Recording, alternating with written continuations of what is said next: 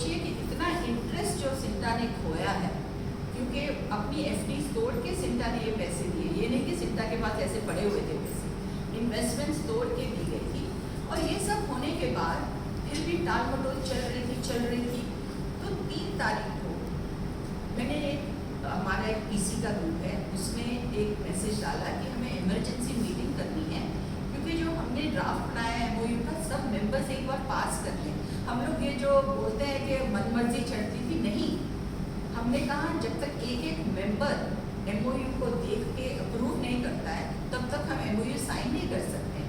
हमने वो मीटिंग बुलाई कि आप 4 तारीख को इमरजेंसी मीटिंग रखते हैं, एमओयू डिसाइड किया जाएगा।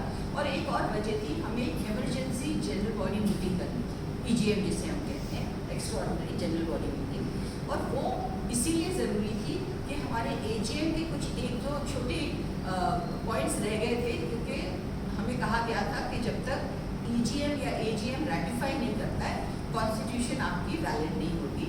तो हमने बोला ये 2 काम करने हैं, 15 अगस्त तक वेट कर लेते हैं, एक बार वो हमें एमओयू दे देंगे, हम मेंबर्स का शेयर करेंगे, ईजीएम करेंगे, सब चीज़ फर्स्ट क्लास हो जाएगी।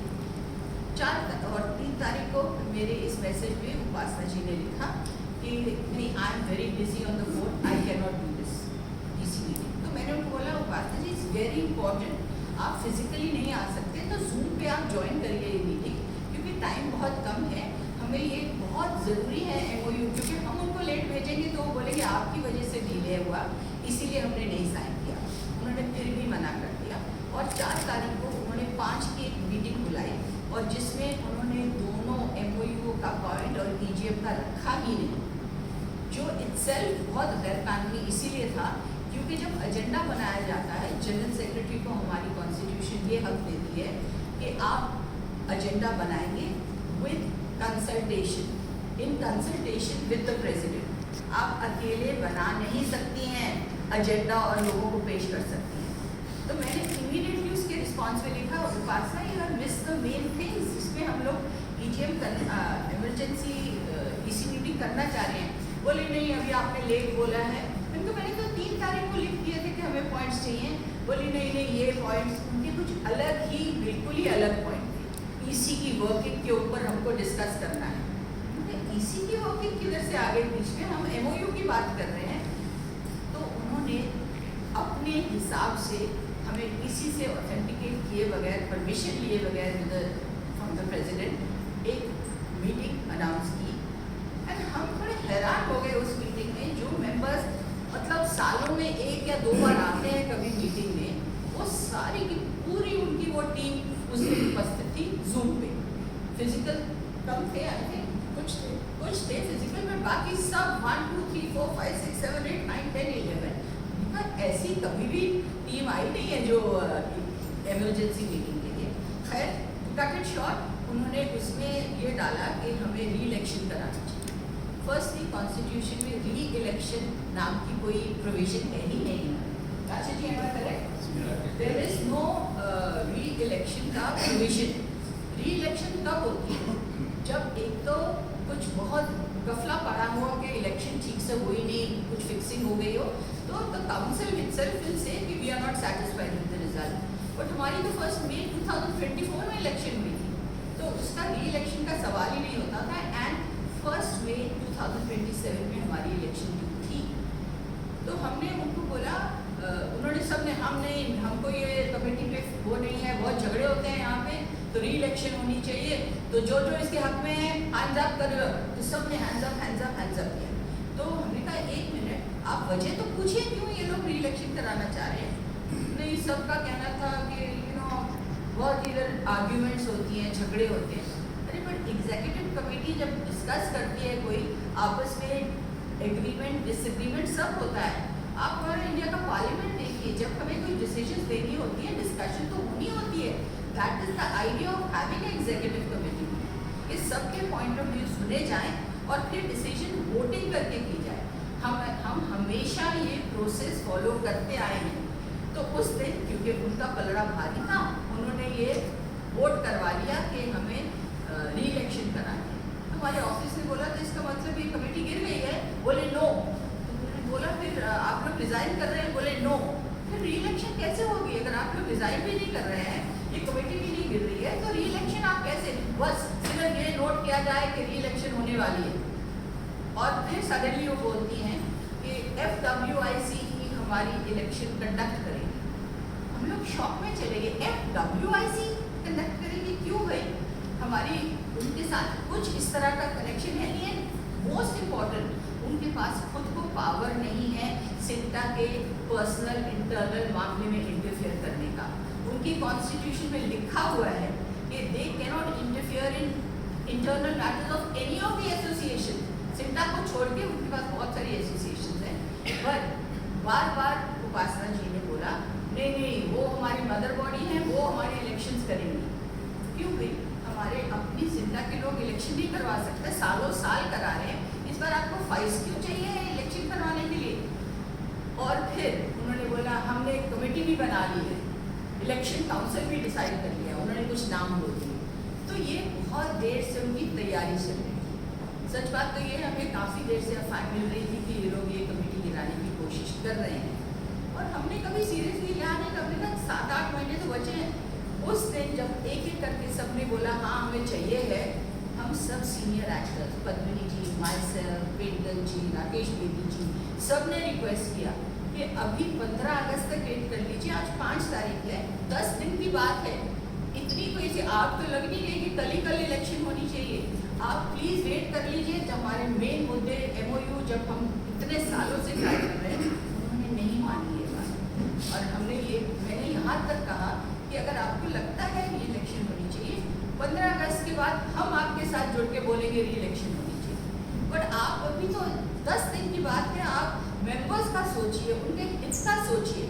और उन्होंने जिद पकड़ के बोला नहीं यही होगा, और बहुत खुश हो गए उन्होंने वो मीटिंग खत्म कर दी without discussing MOU, without discussing the EGM। तो दिस वाज द बैकग्राउंड। पत्नी भी आप थोड़ा बताइए। सो आई वांट टू, जैसा इन्होंने कहा पूनम जी ने, एक बार फिर से मैं दोहराना चाहूँगी कि ये कमेटी भंग नहीं हुई है। आप देख रहे हैं ये सारे इलेक्टेड मेंबर्स बैठे हैं यहाँ पर, और पूनम जी पर और मुझ पर यह आरोप लगाया जा रहा है मीडिया में। ये बहुत दुख की बात है कि सिंटा की बातें बाहर की जा रही है, बाहर के लोगों को। वैसे देखा जाए किसी को इंटरेस्ट नहीं है, बाहर के लोगों को कोई इंटरेस्ट नहीं है कि सिंटा में क्या हो रहा है, बट डेफिनेटली जिस तरह से एक माहौल क्रिएट हो रहा है, तो डेफिनेटली लोग इंटरेस्ट दिखा रहे हैं, पूछ रहे हैं अच्छा क्या हुआ, सिंटा की कमेटी भंग होगी, ये हुआ वो हुआ है। आपको मैं एक बार वैसे कहूँ कि कमेटी डिसॉल्व नहीं हुई है, भंग नहीं हुई है, and we are working as per the constitution. अच्छा, अब उपासना जी के बारे में अगर बोला जाए तो उन्होंने कई ऐसी चीज़ें मीडिया में बोली है कि इनकी डिक्टेटरशिप चलती थी। डिक्टेटरशिप, आपको पता है हमारी जब मीटिंग होती है, जब हमारी EC मीटिंग होती है, तो हमें सबसे पहले तो कोरम होना बहुत ज़रूरी है, 8 लोगों का कोरम। उसके बाद हमारी मीटिंग शुरू हो सकती है। अगर कोई निर्णय लेना होता है तो मेजॉरिटी से लेना पड़ता है। अगर 10, 12, 15 लोग हैं तो जितने भी मेजॉरिटी हैं, ये नहीं कि अगर मैं चाहूँगी जी मैं जनरल सेक्रेटरी बनना चाहती हूँ, सॉरी नहीं हो सकता। जब तक मेजॉरिटी नहीं मानती या कहती, आप नहीं बन सकते, आप कुछ नहीं कर सकते। यहाँ तक कि आज जो ये प्रेस कॉन्फ्रेंस हो रहा है, इसके लिए भी हमने किसी मीटिंग रखी थी पास करने के लिए।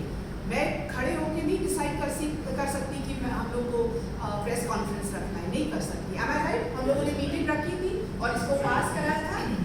और डिक्टेटरशिप के बारे में अगर मैं कहूँ तो आपको लगता है कि सीनियर एक्टर पेंटर जी, राकेश बेदी जी जो धुरंधर बैठे हैं वहाँ पर, और यशपाल शर्मा जी, और ये जितने भी यहाँ बैठे, घनश्याम जी, CP ठाकुर जी, फारूक भाई, राशिद भाई, ये सारे, जया जी, अभय जी, टीना जी, शिवा जी, पूनम जी, आपको लगता है हम डिक्टेटरशिप कर सकते?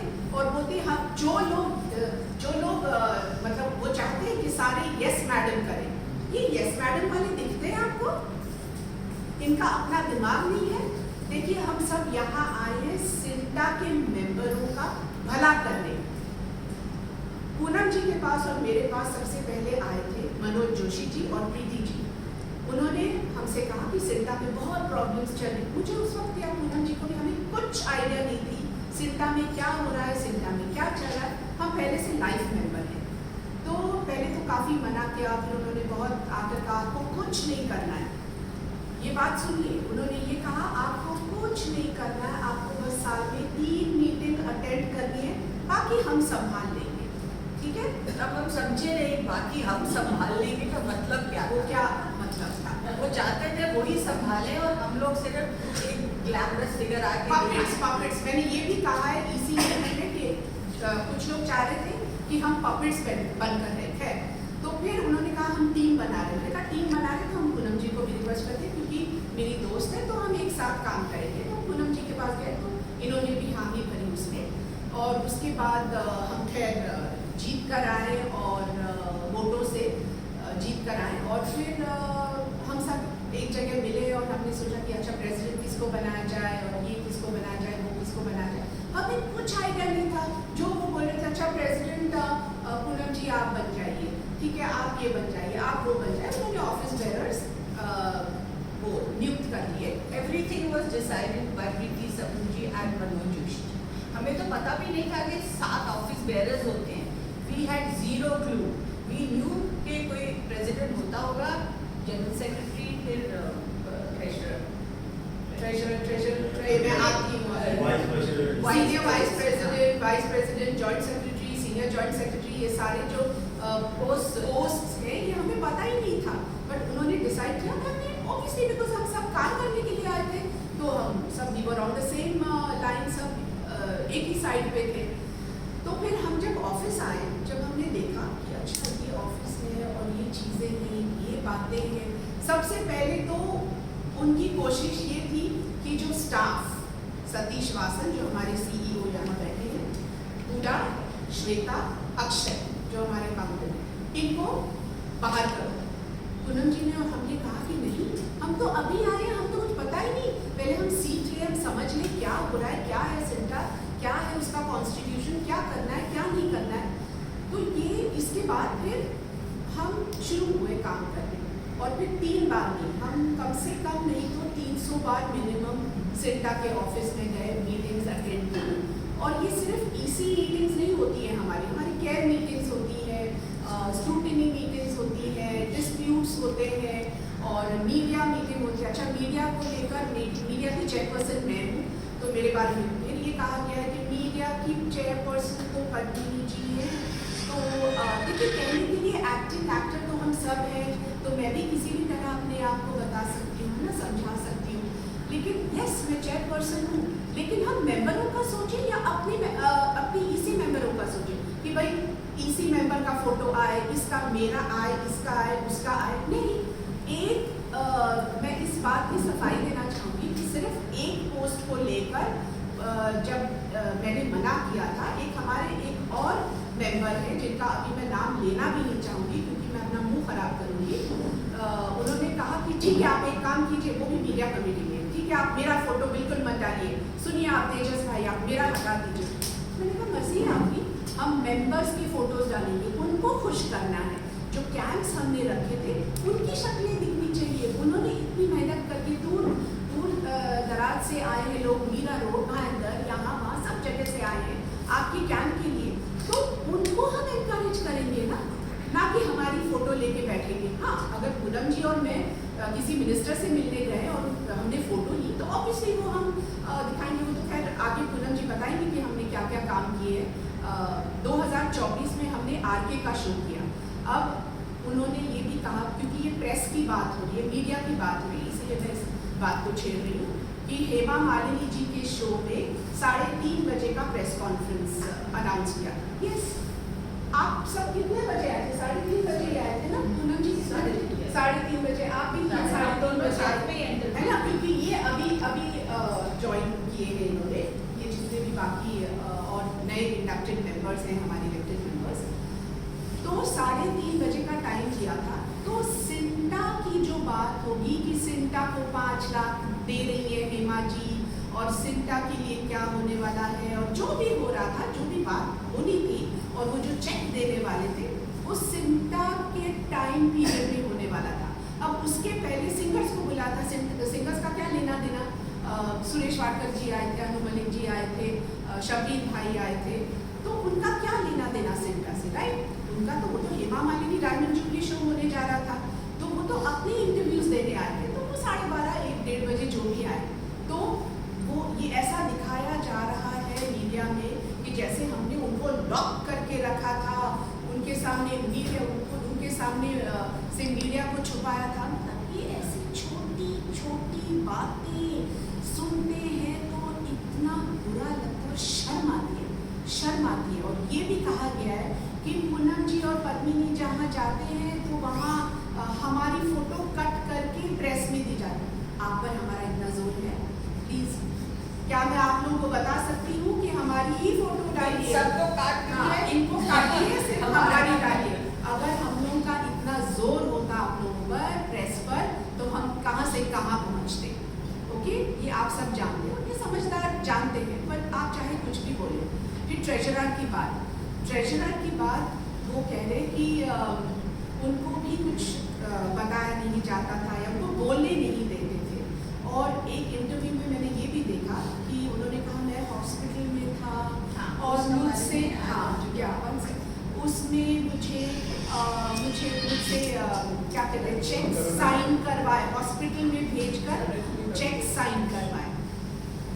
देखिए, ट्रेजरर का साइन अहम है, वेरी इंपॉर्टेंट। उसके बाद या तो अध्यक्षा या महासचिव साइन कर सकता है, राइट? दो ही सिग्नेचर आ सकते हैं। तो क्योंकि वो हॉस्पिटल में थे, तो जैसे होता है, जैसे कहीं कोई ट्रैवल कर रहा है, कोई शूटिंग कर रहा है, तो हमारा लड़का जाता है, सिग्नेचर लेकर आता है। तो अब वो हॉस्पिटल में थे, ये मई की बात है। हमारी जो मीटिंग हुई, EGM हुआ, वो अगस्त में हुआ है। ये मई की बात दोहरा रहे हैं कि उन्होंने 6 चेक्स पर साइन किया मई में, और उन्होंने दिया, और जब वो ठीक होकर आए, उन्होंने आके वो चेक्स कैंसिल किए। तो जिस तरह से वो पेश आ रहे लोगों के सामने कि बेचारे, ये आपको दिखाना चाहते हैं, ये हमारे जो चेक्स हैं जो साइन करके गए थे, वो उन्होंने आते ही सबको कैंसिल चेक्स हैं। ये सारे उनके जितने हैं 3 चेक्स तो इसलिए हैं क्योंकि हमारे अलग अलग बैंक्स में अकाउंट्स हैं, तो ये जहाँ जहाँ थे उन्होंने कैंसिल किए हैं चेक्स। और इस तरह के इल्ज़ाम लगा रहे हैं कि हम लोग उनके साइड चेक्स को इनकैश कर लेंगे, अनड्यू एडवांटेज ले लेंगे। और अभी सडनली भूल गए हैं कि उन्होंने कैंसिल किए थे सारे। अभी परसों के इंटरव्यू में उन्होंने फिर से बोला है कि मैंने कुछ किए थे साइन, मैं नहीं चाहता कि मेरे साइन किए हुए चेक्स का नाजायज़ फ़ायदा उठा लिया जाए। सो ओनली पर्सन जिसका सिग्नेचर अभी चलेगा इज़ माई सेल्फ। तो उनको लगता है कि मैं उनके चेक से नाजायज़ तरीके से कुछ पैसे निकाल लूँगी। मैं इसलिए आज ये और बात जोर से कहना चाहती हूँ कि Padmini ji and myself are the only 2 people जो सिंटा में पैसे लेके आए हैं। एक बार नहीं, 2 बार नहीं, और करोड़ों रुपए लेके आए हैं। मैं आपको एग्जैक्ट अमाउंट बताती हूँ। यहाँ पे टोटल अमाउंट 1.70 करोड़ हमने इकट्ठे किए हैं बिटवीन बोथ ऑफ अस। हमारे शिवा जी ने भी कंट्रीब्यूट किया है, हमारे जो मेंबर्स, बट मेजॉरिटी एफर्ट हम लोगों का था। और हमने कभी उसके लिए तालियां नहीं मंगवाई कि हमें बहुत हमने ग्रेट किया है। हमने अपने मेंबर्स के लिए किया है। हम चाह रहे थे, क्योंकि जब हम जाते थे CAWT के पास कि हमारी मेडिकल असिस्टेंट दीजिए, हमारे मेंबर्स को बहुत ज़रूरत है, किसी का हार्ट अटैक हुआ है, कोई हॉस्पिटल में है, किसी को सर्जरी चाहिए, बोलते हमारे पास तो फंड्स ही नहीं है। तो हम बोलते तुम्हारे फंड्स नहीं है, तो बोले सॉरी हमारे पास फंड्स नहीं है, हमें टैक्सेस देने, हमें ये करने हैं। तो हमने कहा अच्छा हम लेके आएंगे फंड्स आपके। तो हमने RK शो पहली बार दिसंबर 2024 में किया, आते उसी साल द डे वी केम इन मई, हमने दिसंबर 18 को वो शो किया। और उसमें से हम तो 100% पैसा CAWT को देने वाले थे, पर हमने जब उनको बोला कि देखिए पैसा हम आपको पूरा देंगे, पर आप हमारे एक्सपेंसेस जो होते हैं, चाहे ऑडिटोरियम का हो, चाहे म्यूजिशियंस का हो, आप वो पेमेंट तो आपको करनी पड़ेगी। मैं मेंबर्स के पैसों से लेके नहीं खर्चा कर सकती हूँ। तो पहले बोले हाँ, फिर बाद में चेयरपर्सन बोली कि नहीं हम लोग नहीं दे पाएंगे। तो मैंने कहा ठीक है, जहाँ पे CSR की रिक्वायरमेंट है, जहाँ पे ATG की रिक्वायरमेंट है, वो आपके पास भेजेंगे। जहाँ लोग without asking for CSR certificate या ATG, वो हम सिंटा के लिए लेंगे। तो हमने एंड में 1 करोड़ प्लस सिंटा को दिलवाया, CAWT को अराउंड 74 लाख दिलवाया एक साल में आने से विदिन अ ईयर। तो आप सोचिए हम लोग क्या उधर से पैसे निकालने के लिए आए थे क्या? और ये पैसे हमने ऐसे सड़क पे खड़े होकर नहीं मांगे, अपने दोस्तों से लिए, अपने सालों की फ्रेंडशिप को इनकैश किया, सालों की जान पहचान वालों के पास। वो लोग इतना शर्मिंदा हुए कि पहली बार 40 साल से हम जानते हैं पूनम आपको, आपने कभी कुछ नहीं मांगा है, वी कैन नॉट से नो टू यू। Same with Padmini. अच्छा, इनकी तो पूरी फैमिली में श्रद्धा जी से लिए, टुटू जी से लिए, प्रियांक इनके बेटे से लिए, मैंने अपने ब्रदर इन लॉ से लिए। हम लोग जो मिलता था, आपको हमने रिक्वेस्ट किया सोनू निगम से लेने का, सोनू हम सबके अच्छा दोस्त है, तो हमने जो हो सके पैसे इकट्ठे किए, इसलिए किए ताकि हमारे मेंबर्स को जो बेनिफिट चाहिए है, नीडी मेंबर्स हैं हम लोग। सी हमारे 9000 मेंबर्स हैं, बट नीडी जो है अंदाजन 2-2.5 हज़ार हैं जिनको काम नहीं है, ओल्ड एज की वजह से दिक्कत में है, बीमारी में है, उनको हेल्प करने के लिए हम ये सब एफर्ट कर रहे हैं। तो आप सोचिए कितना दुख होता है कि उनके एक तो पेड माउथ पीस जिन्होंने बोला कि आज के शो में गफला हुआ है, और इन्होंने अपने ट्रस्ट में और अपने NGO में पैसे लिए। मैंने अगर लेना ही था तो मैं डायरेक्टली उनसे नहीं लेती, मेरी फैमिली से, उनसे यहाँ से 10 लाख लेके वहाँ से मैं मतलब क्या जोल करूँगी वैसे, मतलब सच अनबिलीवेबल थिंग्स। और आरके शो में जितने भी सिंगर्स थे, पैसे तो हम लेकर आए ही, जितने भी सिंगर्स थे, सुरेश वाडकर जी, शैलेंद्र सिंह जी, नितिन मुकेश जी, बेला सुराखे, कविता कृष्णमूर्ति जी बैंगलोर से आई, सब ने एक पैसा नहीं लिया और उन्होंने हमारे लिए सिंटा के लिए शो किया। सुरेश, ये कोई सिंगर्स एसोसिएशन का शो नहीं था, ये एक्टर्स एसोसिएशन का था, हम मेंबर्स के लिए फंड रेजर था, लेकिन उन्होंने एक पैसा नहीं लिया। हमने एक बार उनसे कहा, रिक्वेस्ट की कि ऐसा हम फंड रेजर कर रहे हैं, हमसे हमारी आपसे ये रिक्वेस्ट है, और उन्होंने इमीडिएटली हाँ बोलकर उन्होंने ये भी नहीं बोला कि कल बताते हैं परसों बताते हैं, यस ऐसा करके बोला। सी सबकी रिलेशनशिप है। नितिन मुकेश मेरी पहली फिल्म त्रिशूल से लेके गाबूजी से लेके रूरी का गाना सब गाया है, इतने सालों की रिलेशनशिप है, और लोग उन्होंने इज्जत रखी हमारी दोस्ती की, और without charging a single penny. अच्छा, उसके बाद हमने बोला कि ये लोग इतना हमारे लिए एहसान कर रहे हैं, इनको कोई गिफ्ट, कुछ तो टोकन देना चाहिए ना। हम किसी कार्यक्रम में जाते हैं, वो लोग हमको कुछ गिफ्ट देते हैं, तो हमने जब बोला तो ये कहा गया कि आप लोगों ने इतनी महंगी गिफ्ट दी सिंगर्स। महंगी मतलब क्या, 15, 18, 20, 25 हज़ार की साड़ियाँ दी उनको। लेकिन आप सोचिए, मतलब इतनी मेहरबानी की इन लोगों ने। हाँ, और हमसे ये कहा गया, एक्चुअली नाम नहीं लेना चाहूँगी, एक हमारी इसी कमेटी मेंबर है, आप सब समझ जाएंगे। उन्होंने कहा कि अरे अमेज़ॉन पे तो ये साड़ी 1-1.5 हज़ार में मिल सकती है। आप सोचिए, जो एक्टर, मतलब एक्टर कह रही, जो सिंगर एक शो करने के लिए कितना पैसा लेता है, आप उनको 1-1.5 हज़ार की साड़ी देंगे, शर्म आनी चाहिए ऐसा सोच करके।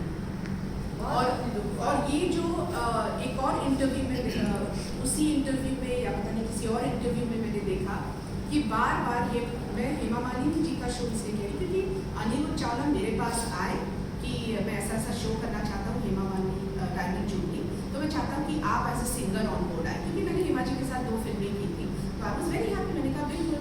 अब क्या है, हम सिंटा में इतना घुस गए हैं ना, मतलब अच्छी बात है, बट प्रॉब्लम भी हो गया ये, जैसा आप देख रहे हैं, ठीक है। तो कहीं भी हो तो पूनम जी, मैं आराम सोच लक्ष्य जितने भी यहाँ बैठे सब सिंटा के बारे में, अब टीना जी के बारे में इतना सुना है कि ये कभी भी कोई प्रॉब्लम होती है हॉस्पिटल में दौड़ के चली जाती है, हेल्प करती है। ये पिछली कमेटी में थी, अब इन्होंने एज पर वोट्स जो जैसे जैसे ऊपर थे मैक्सिमम वोट्स के हिसाब से हमने इनको about how the new committee, the new laws, जो इस फिल्म हेमा जी थी, तो जब मैंने अनिरुद्ध जी को बोला कि आप सिंटा के लिए क्या कर सकते हैं, आप प्लीज़ सिंटा के लिए कुछ तो मदद कीजिए, और मैंने ये क्लियरली बोला, मदद मतलब क्या, हमको फंड्स चाहिए, क्योंकि सिंटा में हम वेलफेयर करते हैं, तो हमें फंड्स चाहिए। बोले ठीक है, मैं हेमा जी से बात करूँगा। तो वो आए मेरे पास, उनका हेमा जी ने कहा कि हम 5 लाख सिंटा को देंगे, ठीक है। तो पहले सिंटा को उन्होंने मतलब देने का सोचा, उसके बाद फिर हेमा जी ने सोचा कि धर्म जी इतना जो भी करते थे, तो उनका FWICE वो उनको लगा कि उनको भी देना बनता है। फिर उन्होंने फाइज का भी नाम लिया और ये बार बार इंटरव्यूज में बोला जा रहा है कि फाइज को दिया, उसके बाद सिंटा। अच्छा चलिए, अगर दिया भी मैं कह रही हूँ, वैसे गलत है ये इंफॉर्मेशन, आप सिंटा की जनरल सेक्रेटरी हैं, आपको सोचना चाहिए कि आप फाइज को सामने रख रही हैं, फाइज के बारे में बोल रही हैं या सिंटा के बारे में बोल रही हैं।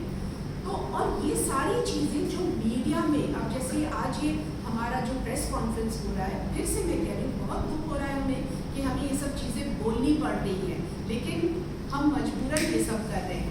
अब ये सारी जो बातें हैं, ये जो चीज़ें हैं, ये सिंटा हमें परिवार है, ये आपस में हम बात करते हैं। हमारे इतने ग्रुप्स हैं, हमारे ईसी ग्रुप्स हैं, हमारे कमिटीज़, अलग अलग जो कमिटीज़ हैं, सारे हमारे मेंबरों के ग्रुप्स हैं, ढेरों ग्रुप्स हैं, उसमें आप आइए, उसमें बात कीजिए।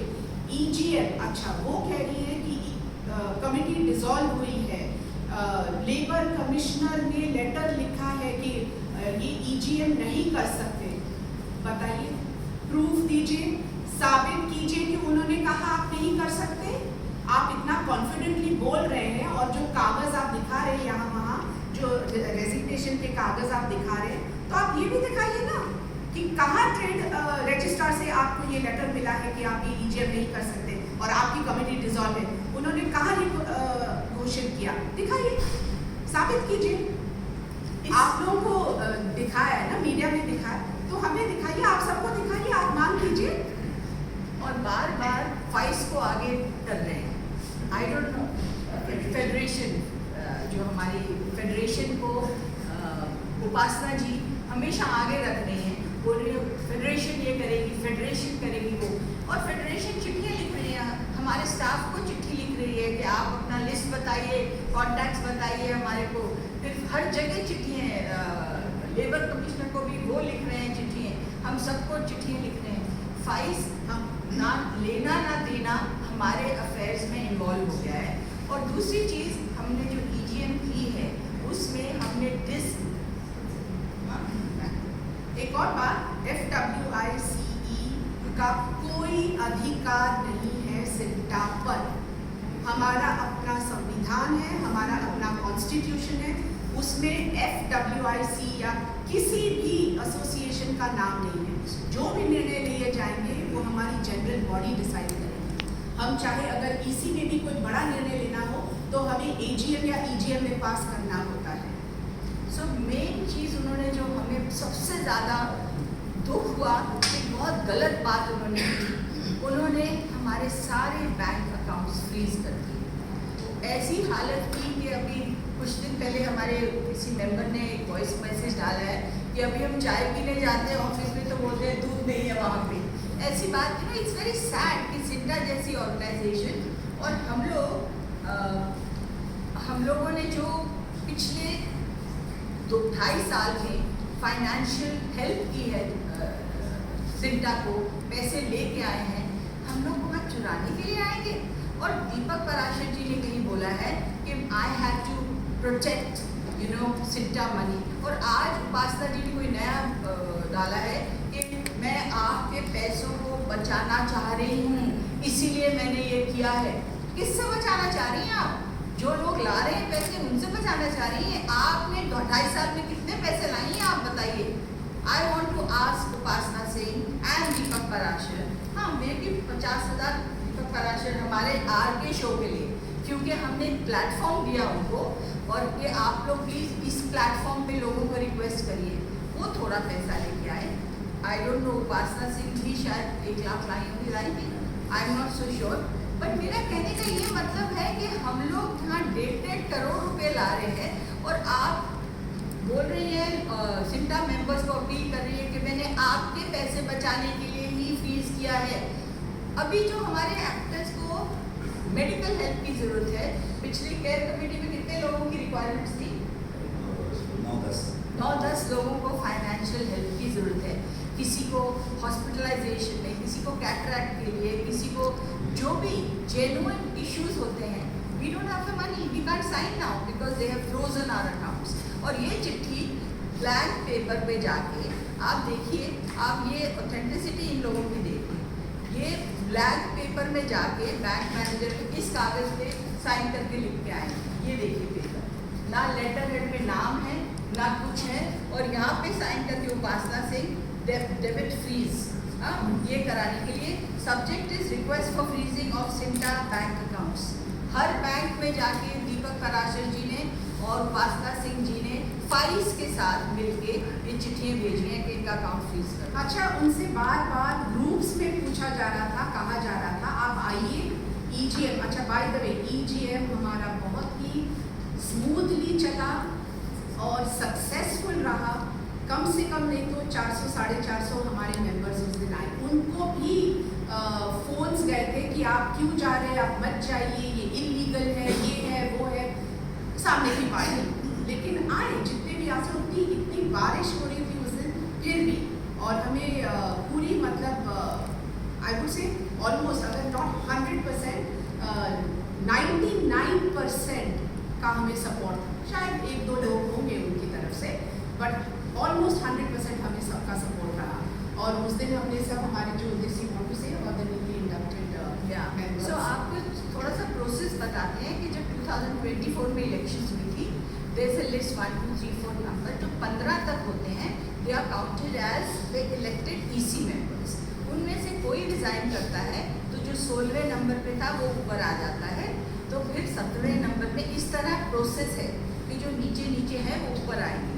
तो जैसे ये रेजिग्नेशन की प्रक्रिया चली तो हम लोगों ने उनकी रेजिग्नेशन एक्सेप्ट की, और जो नेक्स्ट ऑन द लिस्ट था ऑफ द हाईएस्ट वोटर्स, उनको हमने इंडक्ट किया कि आपको हम लोग इंडक्ट करना चाह रहे हैं इन द EC मीटिंग, अगर आपको एक्सेप्टेबल है। सब मेंबर्स ने 1-2 छोड़ के, जिन्होंने शायद रिफ्यूज़ किया वो पर्सनल रीजंस, हेल्थ रीजंस या जो भी रीजंस होंगी, हमारी 15 की कमेटी फिर से खड़ी होगी। और हमने यहाँ तक फॉलो किया कि हमारे जो 11 मेंबर्स जो बार बार बोल रहे हैं, उनमें से 3 कोऑप्टेड मेंबर्स भी थे जिन्होंने रिज़ाइन किया, जो है प्रीति सप्रू, मनोज जोशी और दीपक चंद्र, राइट। उन्होंने भी रिज़ाइन किया। तो कोऑप्टेड मेंबर्स की प्रक्रिया ये है कि EC मिलती है और वो डिसाइड करती है कि किसको कोऑप्ट करेगी। तो हमने वो कोऑप्शन अपनी मर्जी से नहीं किया। जब हमारी 15 की EC तैयार हो गई, फिर हमने सबकी रजामंदी के साथ बाकी मेंबर्स को कोऑप्ट भी किया। सो ये सब ठीक है, ये हम कहना चाह रहे हैं। हाँ, मैं सिर्फ 2 बातें बोलना चाहता हूँ। नमस्कार, मैं वाइस प्रेसिडेंट हूँ CDM में। Sorry, vice president Rakesh Bedi ji हैं। Rakesh Bedi ji, senior vice president. यह है कि मैं सिर्फ 2 बातें कहना चाहता हूँ। एक तो ये कि सिंटा में इन दोनों के आने के बाद मैं इंडिपेंडेंट खड़ा हुआ था और मैं इन लोगों की टीम का हिस्सा नहीं था। बेदी जी और मनोज जोशी जी ने जो टीम बनाया था उनके हिस्सा यही थे, और मैंने इनके खिलाफ कैंपेनिंग किया था। और शुरुआत के 3-4 महीने में इनके बहुत एंटी था, क्योंकि मेरा ये मानना था कि जो बड़े स्टार्स होते हैं वो आर्टिस्टों का जो तकलीफ है उससे वे जानकार नहीं होते, तो शायद वो ज़्यादा सिंपैथी नहीं रखेंगे। पर ये दोनों आई और इन्होंने मुझे झूठा साबित किया। अच्छा, मैं वो 2 बातें जो बताना चाह रहा था, ये है कि सिंटा में प्रोसेस है। इनके आने के बाद वो बहुत स्ट्रिक्टली फॉलो हुआ। क्या है कि पहले एजेंडा तय होता है। एजेंडा 1 हफ्ते से मैक्सिमम 3 दिन का डिफरेंस चाहिए EC मीटिंग से पहले, मतलब 3 दिन पहले या 1 हफ्ता पहले डाला जाता है। और वो एजेंडा जो है वो जनरल सेक्रेटरी तय करती है। Please note, general secretary x जो थी, और वो प्रेसिडेंट से कंसल्टेशन में करती है। तो आपको मतलब जितने 21 के 21 लोग हैं सबको ये एजेंडा भेजा जाता है, या तो 7 दिन पहले या तो सबसे ज़्यादा होगा तो 3 दिन तक। अच्छा, उसके बाद फिर एजेंडा तय हो जाने के बाद उसे मीटिंग में लिया जाता है। मीटिंग में लेने के बाद डिस्कशन होता है। डिस्कशन हीटेड भी होता है क्योंकि सबके अपने अपने एजेंडा होते हैं, सबके अपने अपने वोट बैंक्स होते हैं। और उसके बाद फिर वोटिंग होती है। ऐसा नहीं है कि प्रेसिडेंट ने बोल दिया या जनरल सेक्रेटरी ने बोल दिया, तो वोटिंग में जो मेजॉरिटी डिसाइड करती है। जनरली आज तक जितना भी काम किया इनकी सरपरस्ती में, ज़्यादातर 85% काम इन दोनों ने किया है। बाकी 15% काम में उनका योगदान भी हो सकता है। पर एनीवेज, उनका काम हो या इनका काम हो, हम सब लोगों ने उस पर वोटिंग लिया, और वोटिंग के बाद वो मेजॉरिटी से पास हुआ, तब जाके उस पर हम लोगों ने कदम आगे बढ़ाया। तो एक तो ये प्रोसेस आप लोग ध्यान रखिए, तो झूठी अफवाहें कि हमें बोलने नहीं दिया जा रहा, मन मर्जी चलाई जा रही है। अच्छा, अब दूसरा, डेमोक्रेसी में आप सब लोग पत्रकार भाई लोग हो तो आप लोग जानते होंगे कि आप लोग की डेमोक्रेसी की बहुत इंपॉर्टेंट स्तंभ हो, तो चौथा स्तंभ है आप। तो क्या है कि डेमोक्रेसी में मेजॉरिटी, देखो 21 लोगों में 12 लोगों की मेजॉरिटी ब्रूट मेजॉरिटी है। आप उस मेजॉरिटी से नहीं लड़ सकते। मुझे आप बताइए कि 12 लोग, और उनका आप चेहरा मोहरा देख लो, जितने भी हैं सारे नामचीन हैं, ताकतवर हैं और सब थोड़े दबंग किस्म के हैं ना। और अब इनको देख लो, अब ये दोनों महिलाएं सिर्फ हमारी सुपरस्टार रही हैं, बाकी अब मुझे देख लो और मेरे भाई लोगों को देख लो ना। तो हम लोग अब कितना, आप बताओ कि एक मीटिंग में जहाँ उनकी मेजॉरिटी है, जहाँ वो ताकतवर दिखते भी हैं, पर्सनैलिटी वाइज भी ताकतवर हैं और काम के वाइज भी ताकतवर हैं, क्या वो हमारे से दब जाते? जो ये डिक्टेटरशिप का इल्ज़ाम ये लोग लगाते हैं, मैं इतना हंसता हूँ कभी कभी इनकी सोच पर कि बताओ कि डिक्टेटर है और सिर्फ 2 लोग, तो चलो हम लोग 6-7 लोग भी नहीं, वो लोग 12 वन साइड और सिर्फ ये 2 अपना चला रही थी। ये कैसे मानने वाली बात है? आप सब लोग तो पत्रकार हैं, डेमोक्रेसी में मेजॉरिटी का ही खेल होता है सारा। तो क्या है कि इन्होंने क्या किया, खुद देखो, ये एजीएम से पहले जो 2026 में मई में जो एजीएम हो रहा था, उससे पहले ये सुगबुगाहट शुरू कर दी इन्होंने कि अरे अभी अगर एजीएम में पास हो गया तो, क्योंकि एजीएम में क्या होता है कि रेजोल्यूशन आते हैं मेंबर्स की तरफ से, हम लोग नहीं करते। प्लीज़ ये आप लोग सोच लीजिए, सारा प्रोसीजर समझिए आप कि तानाशाही और बोलना कितना, मतलब आप लांछन लगाती है तो आपको पता ही नहीं है कि आपका कॉन्स्टिट्यूशन क्या कहता है। आपने 2.5 साल सीखा क्या? मतलब आपको ना कॉन्स्टिट्यूशन का पता है, आप अनाप शनाप कुछ भी बोले जा रही हैं। अच्छा, रेजोल्यूशन में लोग जो मेंबर हैं, पहले वो 1 महीना पहले आपको 15 दिन पहले तक, यानी कि 1 अप्रैल से लेकर 15 अप्रैल तक आपको रेजोल्यूशन देना पड़ता है। उसके बाद इसी मीटिंग बैठती है, जो 20-25 रेजोल्यूशन आते हैं उसमें हम लोग तय करते हैं, ये भी वोटिंग के साथ, कि कौन सा रेजोल्यूशन रखा जाएगा वहाँ पर। और उसके बाद उसमें फिर एजीएम जो है, जो भी 600-700 लोग आते हैं, वो वोटिंग करते हैं। वोटिंग से या तो रेजोल्यूशन फेल होता है या रेजोल्यूशन पास होता है। तो जो रेजोल्यूशन पास हो गए थे उससे लोग घबरा गए, क्योंकि उसमें सबसे इम्पोर्टेंट क्या था, देखो कॉन्फ्लिक्ट ऑफ इंटरेस्ट है, सिंटा और पॉट। सिंटा क्या है? रिसीविंग पार्टी है, हम लोग दान लेते हैं मतलब नॉट पर्सनली अस, ओनली वो लोग जो नीडी हैं, जो 6 लाख रुपए साल से ज़्यादा नहीं कमाते, उन्हीं को हम नीडी मानते हैं, जिनको काम नहीं मिल रहा, जो परेशान है, जो तबीयत खराब है वगैरह वगैरह। एनीवेज, तो नीडी आर्टिस्ट को ही पैसा दिया जाता है। और पॉट क्या है? वो गिवर, देने वाली पार्टी। अब पॉट का ही बंदा, CAWD, तो अब पॉट का ही बंदा अगर ईसी का भी मेंबर रहेगा तो आप बताइए, वो तो इन्फ्लुएंस करेगा ही, वो बोलेगा यार ज़्यादा पैसा चला जा रहा है CAWD का, तो हम लोग करते हैं कि यहीं पे पहले इसको गिराने की कोशिश करते हैं। दूसरा, एक तो आप लोगों में बोलना चाहता हूँ, तो एक एग्जांपल देता हूँ। भारत का प्रेसिडेंट या प्राइम मिनिस्टर 1-2 टर्म होने के बाद क्या वो वापस आके बोलेगा कि मुझे राज्यसभा में नॉमिनेशन या MLC का मुझे पोस्ट दे दो? हमारे मनोज जोशी सर 2 बार प्रेसिडेंट रह चुके हैं सिंटा के, 2 बार। और वो क्योंकि ये उनके द्वारा लाए गए थे और एक रूट मेजोरिटी में 2 ये भी थे, मतलब वो लोग 14 लोग थे और हम लोग से 3 इंडिपेंडेंट थे। तो इन लोगों के वोट से वो अपने आप को उन्होंने कोऑप्ट करवा लिया, आप बताओ। और चेयरमैन जो CAWD की चेयरमैन है, अब वो चेयरमैन बताओ, आप क्या करते हैं, इतने बड़े पद पे है और आप अपने आप को कोऑप्ट करा रहे हो। आप सिंटा को रूल करना चाहते हो? आपको भगवान ने इतना अच्छा पोजीशन दिया था, दान करते, रोज घर में जाते, बोले यार आज 5 लोगों की मैंने मदद कर दी, सिंटा मेंबरों की, खुश होते। पर नहीं, उन्हें सिंटा चलाने का जो एक जुनून है, अब क्या बोले। तो डेमोक्रेसी में समझ लो ब्रूट मेजोरिटी, ये 2 जो महिलाओं पे इल्ज़ाम लगाया जा रहा है कि तानाशाह है वगैरह वगैरह, ये फॉल्स एलिगेशन है, झूठा है बिल्कुल। और मेजोरिटी उनके पास है, वो लोग वोटिंग करके कोई भी चीज़ पास कर सकते हैं, गिरा सकते हैं। तो वो आते ही नहीं थे। अगर कोई समय नहीं दे रहा है सिंटा मेंबरों के लिए, उसके बाद शिकायत कर रहा है कि हमें बोलने नहीं दिया जा रहा है, तो ये जो 6-8 घंटा मीटिंग, वही मैंने सुना कि वीडियो में बता रहे थे 6-7 घंटे मीटिंग होती थी और क्या कहते हैं वहाँ बहस होती थी।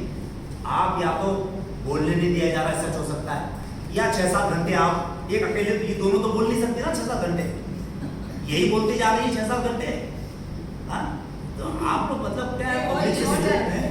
और जिस तरह से ये अपना पक्ष आप सबके सामने रखते हैं ना, इनका जिस तरह का इनका इमोशन है आप समझ सकते हैं, तो ये इसी तरह वहाँ बात करते थे। अब जब 10 लोग बीच में बोलते हैं या 8 लोग 3-4 लोग, तो ऑब्वियसली आपका वॉल्यूम बढ़ जाता है ना, ऑटोमेटिकली। अगर आप सब बोलना शुरू करें और फिर मैं अगर बोलना चाहूँगी तो ऑब्वियसली मैं थोड़ा सा मेरा वॉल्यूम बढ़ेगा, तो इनका भी वॉल्यूम बढ़ता था। तो उनको इस बात की इतनी तकलीफ होती थी और राशिद भाई ये जो भी कहते थे, एक्चुअली ये FWICE को लेकर आए थे, माने इन्होंने ये प्रस्ताव रखा था कि हम फाइल से जुड़ जाए। मैं भी था, मेरी भी गलती है, आज मानता हूँ मैं। हाँ, तो खैर अब इन्होंने ही कहा और इनका ही विचार था कि जिस तरह से सब चल रहा है, तो मैं आप सब लोगों के साथ हूँ, बिल्कुल हमें डिसअफिलिएट होना है, हो जाना चाहिए फाइल से।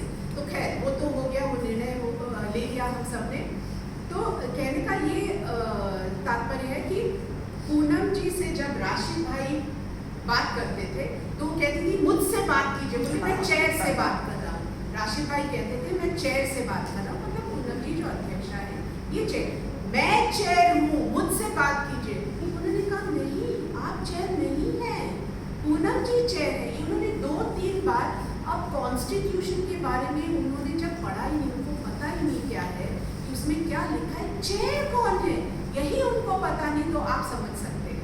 अच्छा, इसमें मैं चलो जो ये बातें हैं थोड़ी सी शॉर्ट में आपको बताना चाहती हूँ। जब से हमने ज्वाइन किया, हमारे क्या एफर्ट्स थे। हमने पहले दिन से सीखने की कोशिश की कि क्या क्या हमारे मेंबर्स की रिक्वायरमेंट है, क्या उनके पास दर्द दुख क्या क्या है और उनको हम कैसे रिजॉल्व कर सकते हैं। सिर्फ पैसे लाना, फाइनेंशियल करना वो वन एस्पेक्ट था। मेन एस्पेक्ट था कि एक्टर्स कहते थे हमारे पेमेंट 90 दिन के बाद मिलती है, 90 डेज के बाद पेमेंट होती है। हमारे शिफ्ट आवर्स 8 घंटे नहीं, 12 घंटे नहीं, 16, 14, 18, 20 लिमिटलेस आवर्स हैं हमारी। कभी तक कोई भी काम करा सकता है, there is no overtime after that. So that हमें सब बहुत ये गलत लगा, तो हमने कहा ये कैसे रिजॉल्व होगा। बैठ के पिछले 6, 8, 10 साल के जितने पेपर्स थे, वासन बताएंगे, हुडा जी बताएंगे, कितने इनफैक्ट ये दीपक पराशर जी हमेशा सबको बोलते थे, अरे यार पूनम तो रात को पूरे कागज फैला के बैठी होती है, वो कितनी क्या मेहनत करती है, जितनी नॉलेज इसके पास है। इतनी तारीफें होती थी मेरी उस टाइम पे कि मैं कितनी मेहनत करती हूँ, कितनी नॉलेजेबल बन गई हूँ, कितना कुछ मैंने सीखा है। अब वही Poonam has become a bad person, जो उनको बोलने नहीं दे रही थी, उनसे झगड़े कर रही थी। क्यों भाई, हम झगड़े क्यों करेंगे आपसे। तो हम लोगों ने पहले दिन से, इनफैक्ट मैं दिल्ली गई होंगी 2024 में जब INB मिनिस्टर, क्योंकि हमें जहाँ जहाँ समझ थी, हमारी INB मिनिस्ट्री में है, मैं मिस्टर अश्विनी वैष्णव जी से जाके मिली, फिर हमारे यहाँ आए मिस्टर फुनकर जी से जाके मिले, फिर बावनकुले जी हैं रेवेन्यू मिनिस्टर से मिले, फिर से हम मनसुख मंडाविया जी से जाके मिले। जो हमें समझ में आया, जिसको हम अप्रोच कर सकते थे, हमारे इन मेंबर्स की जो प्रॉब्लम्स हैं उनको कैसे रिजॉल्व करें, चिट्ठियाँ लिख के। आज मिस्टर वासन से कितनी चिट्ठियाँ बनाई जी, स्मृति जी, हाँ स्मृति ईरानी जी को भी मिले, और हमने कहा आप तो INB मिनिस्टर रह चुकी हैं, आपने क्यों नहीं हमारा उस टाइम पे रिजॉल्व किया। तो उन्होंने बोला नहीं, मैंने ये भी प्लान किया है, वो भी किया है। फिर हम जो ब्यूरोक्रेट्स हैं, मेन थिंक टैंक्स जो होते हैं मिनिस्टर के, प्रिंसिपल सेक्रेटरी ऑफ लेबर कुंदम मैडम हैं, उधर एक रोशनी मैडम हैं, हम सारे मंत्रालय के सारे ब्यूरोक्रेट्स के नाम जानते हैं। तुमर जी हैं, लेबर कमिश्नर हैं, उधर एक मिस्टर भगवान आंधड़े जी थे। एक से मिल के उनसे अपनी प्रॉब्लम बता के, इनफैक्ट पहली बार उन्होंने समझा कि कमीशन ली जाती है कोऑर्डिनेटर से, एक्टर जो पैसे नहीं मिल रहे 90 दिन तक, उससे पहले उनको कमीशन देनी पड़ती है काम के लिए। ये सब प्रॉब्लम्स हमने बहुत सबको जाके समझा है, हाथ जोड़ के उनको बोला प्लीज़ इसके लिए हमारे लिए सोल्यूशन ढूंढिए। तो जब लेबर कोड्स निकले सेंट्रल गवर्नमेंट से फॉर लेबर, हमने पूरी किताब मैंने खरीदी, एक वासन जी को दी, एक अपने पास रखी कि ये किताब हम पढ़ें, क्या क्या हमारे प्रॉब्लम्स हैं, कैसे रिजॉल्व हो सकती हैं। हमने लेबर कोर्स पे रिप्लाई किया बैठ के, हर चीज़ में। हाँ, ये कई बार हो सकता है, हम बोलते थे अभी कल आप आ सकते हैं उपासना जी, परसों की मीटिंग मिली है, नहीं मैं तो छुट्टी में बिजी हूँ, आप लास्ट मिनट पे बताया है। मैंने कहा लास्ट मिनट पे इसलिए बताया क्योंकि हमें लास्ट मिनट पे पता चलता है ना, मिनिस्ट्री में हम अपील डालते रहते हैं, मैसेजेस डालते हैं। अच्छा, और वो मानने को तैयार नहीं, लास्ट मिनट कैसे कोई मिनिस्टर आपको बुला सकता है, कैसे आपको मिनिस्टर से अपॉइंटमेंट मिल सकती है। हम दिल्ली गए एक इवेंट के लिए, लिटरली एक रात हम वहाँ रुके, शाम को इवेंट था। पूनम जी ने वहाँ उनके पीए को फ़ोन किया और उन्होंने मंडाविया जी को, और नेक्स्ट मॉर्निंग उन्होंने बुलाया। तो मैंने उनको बोला कि उपासना जी को, बेटा उपासना जी मनसूख भाई से हम मिले, ऐसे उन्होंने आज हमने उनको फ़ोन किया। नेक्स्ट डे उन्होंने बोला पता नहीं कैसे, और ये वो। और जहाँ जाते थे हम, पूनम जी हमेशा जनरल सेक्रेटरी उनको लेके चलेंगे, उनको बोलो, ट्रेजरर को बोलो, इनको बोलो। मतलब हम जब हमारी फाइनल एक मीटिंग हुई, जब ये लेबर लॉज को लेकर मीटिंग हुई, तो वहाँ पूनम जी को और मुझे, जैसे हम अंदर जा रहे थे, बोले आप बताइए किस किस को अंदर लेना। नहीं, जनरल सेक्रेटरी हैं, ट्रेजरर हैं, उनको प्लीज़ लीजिए, और राकेश बेदी जी भी है साथ। तो फिर उनको अंदर लिया, क्योंकि इसमें इसी मीटिंग में एक बार मैं बोल गया उनको, मैंने बोला अरे सब काम जो है पूनम जी और पत्नी जी करेंगे, सारी IAS से मिला मुलाकात, नेताओं से मुलाकात, अभिनेताओं से मुलाकात, यही दोनों करेंगी। आप क्या करेंगी ये तो बताओ, आप जनरल सेक्रेटरी हैं तो मुझसे नाराज होगी। हाँ, तो ये जब ऐसे सवाल करते थे ना, उनको बड़ी तकलीफ होती थी।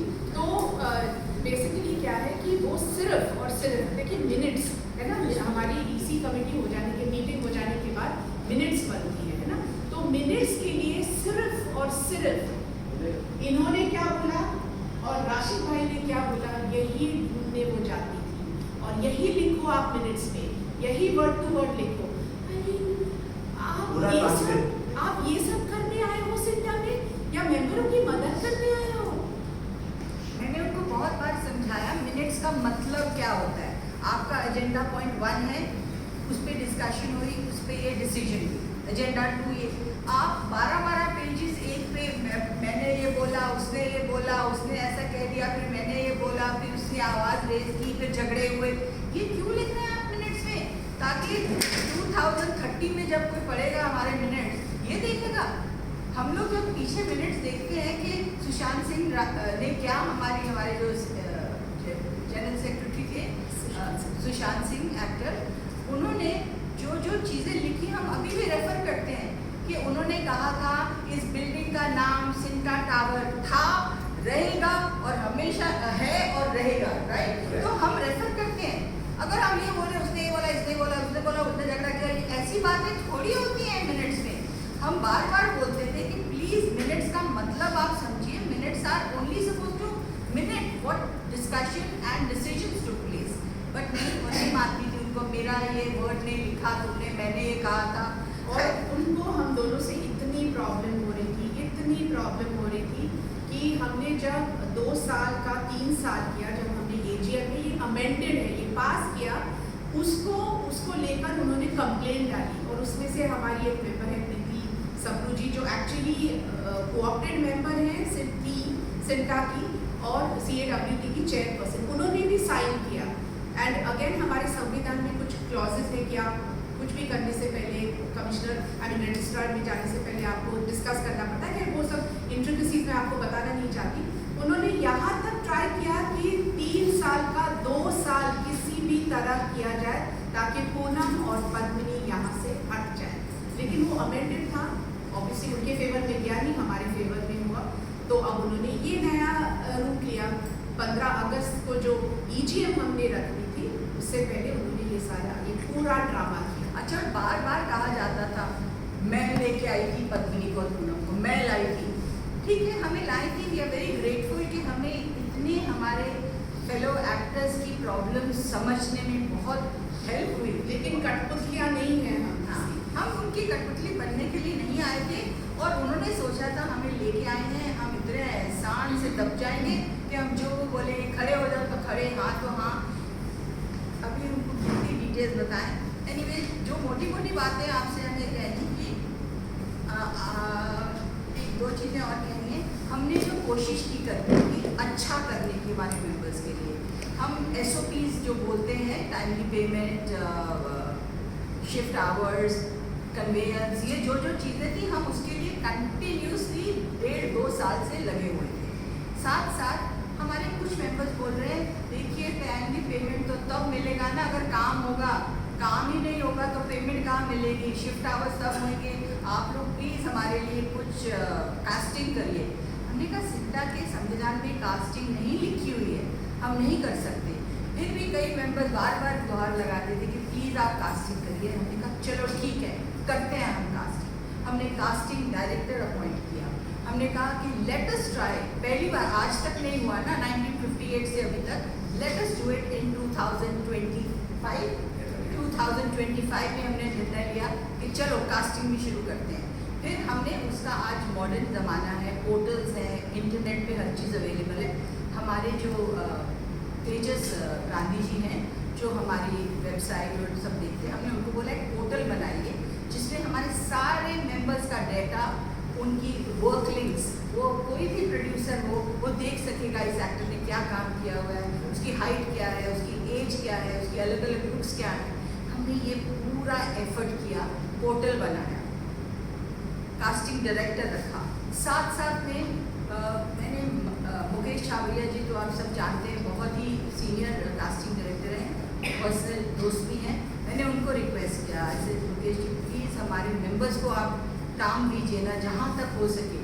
बड़े स्टार्स को तो आप चलो समझते हैं कि प्रोड्यूसर बोलता है आपको, पर हमारे कैरेक्टर एक्टर्स हैं, इतने अच्छे एक्टर्स हैं, सीनियर एक्टर्स हैं, फैंटास्टिक काम किया हुआ है। आपके पास शायद उनकी नहीं होगी प्रोफाइल, आप बनाएंगे उनके लिए। हमने उनको अपने AGM में बुलाया। It was very kind and generous of him. वो आए हमारे AGM में, उन्होंने लोगों को एड्रेस किया और उस दिन प्रॉमिस किया। मैंने तो उनको बोला महीने में 1 दिन हमारे एक्टर्स को मिलिए, बोले मैं हफ्ते में 1 बार मिलूँगा। ऑफकोर्स वो प्रैक्टिकल नहीं है, पर उन्होंने within 2-3 weeks of that एक फैंटास्टिक सेल्फ इंट्रोडक्शन का एक्सक्लूसिव फॉर सिंटा मेंबर्स रखा, कैंप रखा, and all our members are so happy. उसके बाद हमने 2-3 और कास्टिंग डायरेक्टर से टाई अप किया। कुणाल M शाह से मैंने रिक्वेस्ट करके उनसे टाई अप किया, वैभव है एंटी कास्टिंग के, उनसे किया। और हम ये सब चीज़ों में लगातार लगे हुए हैं। हमारी अपने लिए थोड़ी कर रहे हैं हम ये, हमारे जो एक्टर्स हैं जिनको काम की ज़रूरत है, जिनकी फैमिली उन पर डिपेंडेंट है काम के लिए, ये सब हम लोग कर रहे हैं। और उसके बावजूद वो क्या सिर्फ बातें क्या निकालते हैं कि हम चिल्ला रहे थे, क्यों चिल्ला रहे थे भाई? Discussion and arguments are part of any committee. तो ये बातें होती हैं।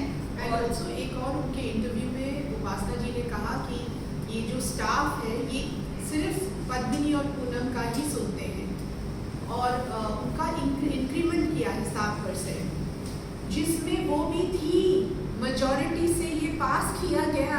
I don't know, you see क्या है कि आप लोग ना हमारे मिनट्स देख सकते हैं, ना हमारे वीडियोस देख सकते हैं, ना हमारी रिकॉर्डिंग देख सकते हैं, तो मैं कुछ भी बोलूँ तो चलेगा।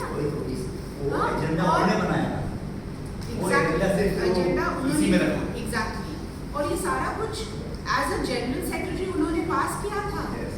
सो इट्स वेरी सैड कि वो यहाँ पब्लिकली ऐसे अनाउंस कर रही है कि ये ऐसा हुआ वैसा हुआ, हमें ये नहीं करने दिया। आप जनरल सेक्रेटरी हो, आप भी तो बोल सकती है, लेकिन आप क्या करते हो? सिर्फ आते हो और ये अच्छा, और ये X स्टाफ लेट आया, XY स्टाफ इतने बजे गया, और CP ठाकुर ने क्या बोला, राशिद मेहता ने क्या बोला, इन्होंने टॉम डिक एंड हैरी वो भी, आई मीन कम ऑन।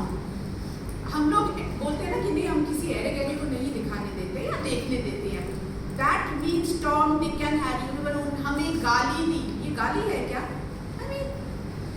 आप ये बोल रहे हो सब ये मीडिया में। अच्छा, ये सब छोटी बातें हैं, मेन चीज़ें हम वही तो मैं कह रही हूँ, इतनी छोटी छोटी बातें वहाँ बोली जा रही हैं। अच्छा, हम लोगों ने पहली बार 1958 से लेके 2025 तक फाउंडर्स डे किसी ने कभी नहीं मनाया था। लास्ट ईयर रज़ा मुराद जी का एक हमने वर्कशॉप रखा था, उससे 2-3 दिन पहले सतीश कासिम जी ने मुझे पेपर निकाल के दिखाया कि 30 जून को हमारा फाउंडर्स डे है। मैंने कहा सतीश जी आज तक क्यों नहीं बताया? बोले अभी मैंने भी पेपर निकाला तो मुझे ध्यान में आया, शायद आपको नहीं पता है, तो I announce that day on Raza Murad ji show कि कल नहीं उसी दिन, सॉरी इट वॉज 30th, ऐसे आज हमारा फाउंडर्स डे है, सबको बहुत मुबारक हो, सब लोगों ने तालियां बजाई ये वो। तो कुछ मेंबर्स बोले ऐसा थोड़ी फाउंडर्स डे होना चाहिए, फाउंडर्स डे तो सेलिब्रेशन होनी चाहिए, मनाना चाहिए। तो ऐसे अगले साल हम ज़रूर मनाएंगे, इस साल एक दिन के नोटिस पे हम कुछ प्लान नहीं कर सके। सो दिस ईयर हमने बोला कि let us celebrate our founders day. क्या होता है इनका जब वो आता है ना प्रपोजल, तो वो कैसे क्वॉश करें वही उसी में लगता है। नहीं, सिर्फ वॉश किस लिए किया जाए वो अलग बात है। हमें उस वक्त नहीं पता था कि जून में इन्होंने ऑलरेडी इलेक्शन करवानी है, ये सब तैयारियां कर चुके थे, हमें नहीं मालूम था। बट जब मैंने प्रपोज किया, मैंने कहा चलिए एक इमरजेंसी इसी मीटिंग रखते हैं, अप्रूवल लेना है सबका, फाउंडर्स डे सेलिब्रेट करते हैं, 10-12 दिन बचे थे तब। तो बोले अरे इतना कम टाइम है, मैंने कहा कम टाइम क्या है, हम नीचे हमारे वेदा कुंभा ऑडिटोरियम है, अपने मेंबर्स के लिए सेलिब्रेशन है हमारी। तो आइडिएशन कर दिया, पेंटर जी का आइडिया था कि सारे हमारे एक्टर्स को बोलो एक से, मैंने सोचा था सिंगिंग करवाएंगे, बहुत सारे हमारे एक्टर्स सिंगिंग करते हैं। पेंटर जी बोले बहुत मिमिक एक्टर्स भी हैं, बहुत अलग अलग हुनर वाले लोग हैं, let them all perform and show their talent. I said great idea. तो जब हमने जूम के ऊपर ईसी मीटिंग की, सब ने, ये जो 11 हैं, 11 में से आई थिंक 9 तो